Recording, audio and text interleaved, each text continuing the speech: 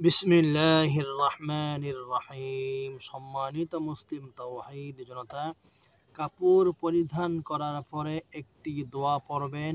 সেই দোয়াটি পড়লে রাসূল সাল্লাল্লাহু আলাইহি ওয়াসাল্লাম ওয়াদা করে বলেছেন, জীবনের সকল গুনাহ মাফ হয়ে যাবে, ক্ষমা হয়ে যাবে। ওই দোয়াটি বললে রাসূল বলেছেন, জীবনে আমি যত গুনাহ করেছি সকল গুনাহ মাফ হবে। গফির লাহু মা তাকাদ্দামা মিন যামবি।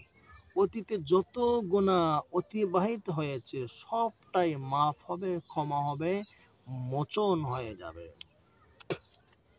বন্ধুগণ, আমরা সবাই কাপড় পরিধান করি, জামা কাপড় পরিধান করি, থ্রি পিস পরিধান করি, বোরকা পরিধান করি, এই জুব্বা পরিধান করি, শার্ট পরিধান করি, গেঞ্জি পরিধান করি।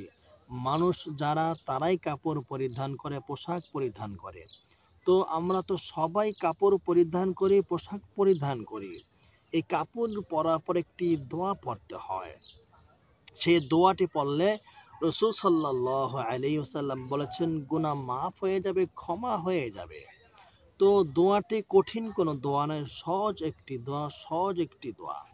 বন্ধুগণ, সহজ একটি দোয়া পড়লে যদি আমার জীবনের সকল গুনাহ মাফ হয়, তাহলে সে দোয়া পড়লে দোষ কি? দোয়া পড়লে কোনো দোষ আছে? না, কোনো দোষ নেই। আমি আপনাদেরকে সহজ ভাষায়, সহজ বাংলায় সে দোয়াটি শিক্ষা দিব।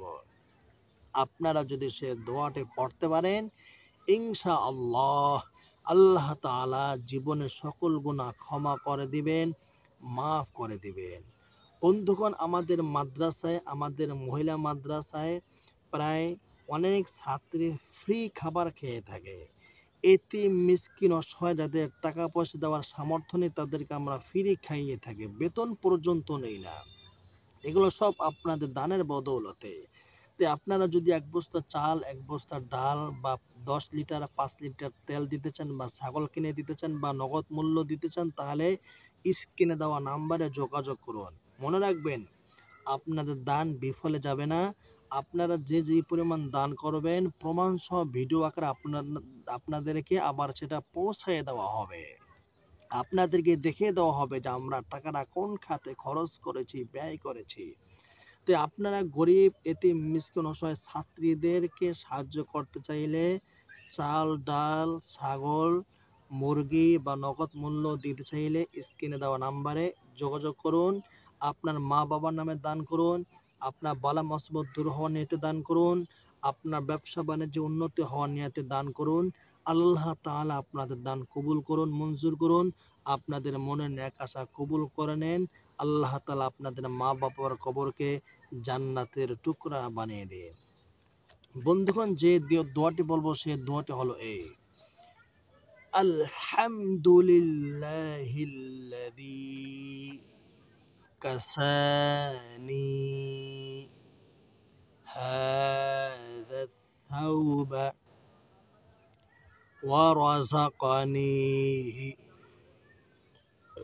من غير حول مني ولا قوة।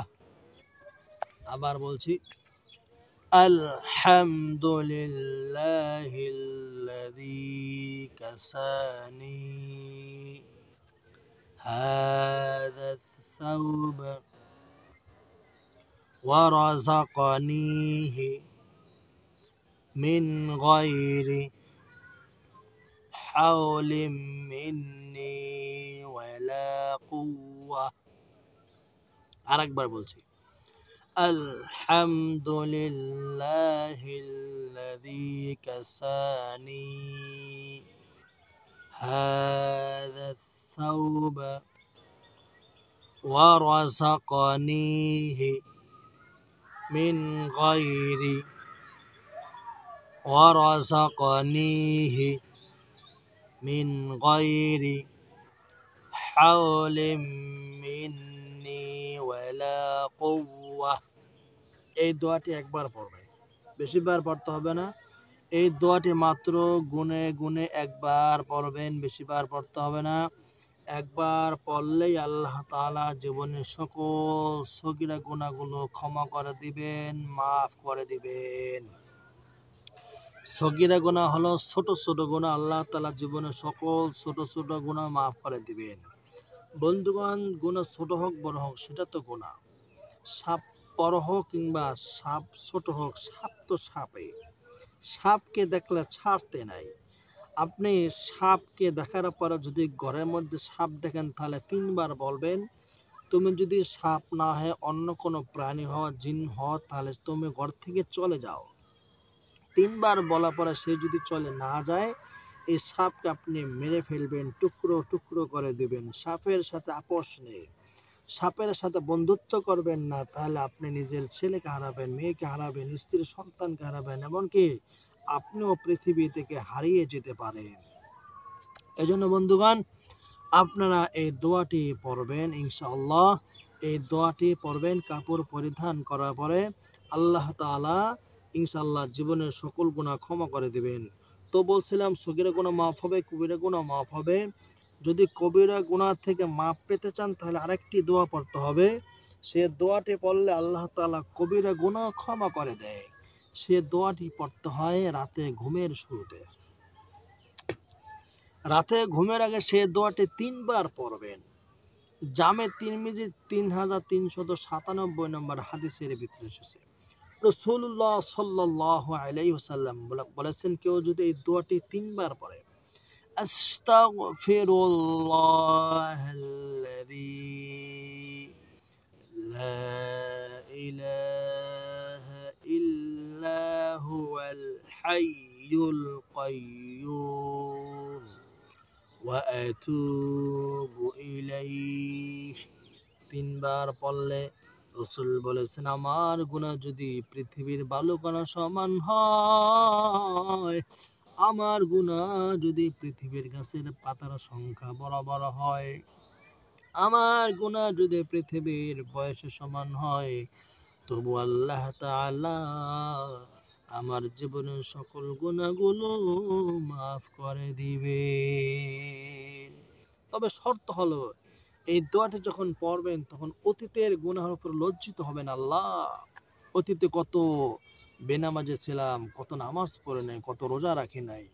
আল্লাহ, কত বেগানা নারীদেরকে দেখেছি, আল্লাহ কত বেগানা পুরুষদেরকে দেখেছি, আল্লাহ কত চোখের জিনা করেছি বেগানা নারী পুরুষদেরকে দেখে, মুখের জিনা করেছি বেগানা নারী পুরুষদের সাথে অশ্লীল কথাবার্তা বলে, কানের জিনা করেছি বিভিন্ন গান বাদ্য শ্রবণ করে, কলব দ্বারা জিনা করেছি বিভিন্ন জিনা ব্যভিচারের কথা কল্পনা করে, হাত দ্বারা জিনা করেছি মোবাইল টিপে মানুষদেরকে আক্রমণ করে, এইভাবে কত গুনাহ করেছি। আল্লাহ, অতীতের গুনাহের উপরে লজ্জিত হলাম। ভবিষ্যতে আমি আর কোনো গুনাহ করব না, আমি ভালো হয়ে যাব। আমি তোমার খালেস মুত্তাকি পরহেজগার বান্দা এবং বান্দিও হয়ে যাব। আল্লাহ, তুমি আমার জীবনের সকল কবিরা গুনাহ মাফ করে দাও। আল্লাহ, আমি একেবারে তোমার প্রিয় বান্দা হয়ে যাব। আল্লাহ তাআলা তখন আপনার জীবনের সকল কবিরা গুনাহগুলো ক্ষমা করে দিবেন, মাফ করে দিবেন।